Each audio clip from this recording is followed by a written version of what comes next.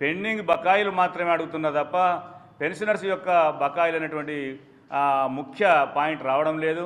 700 కోట్లు ఇస్తామన్న ప్రభుత్వం కూడా ఇంతవరకు ఆ 700 కోట్లు మా పెన్షన్దారులకు ఇంతవరకు కూడా డబ్బులు రాలేదు.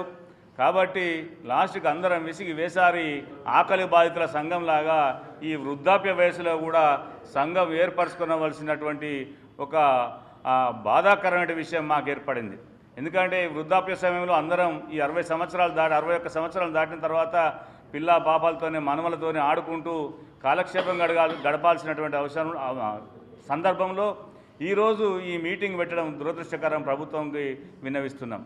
అదేవిధంగా మా ఏకైక డిమాండ్ ఏ ప్రభుత్వం ఉన్నా కూడా పెన్షన్దారుల యొక్క బకాయిలు చెల్లించాలనేటువంటి ఏకైక డిమాండ్తోనే ఇక్కడ ఈ సంఘం ఏర్పడ్డది.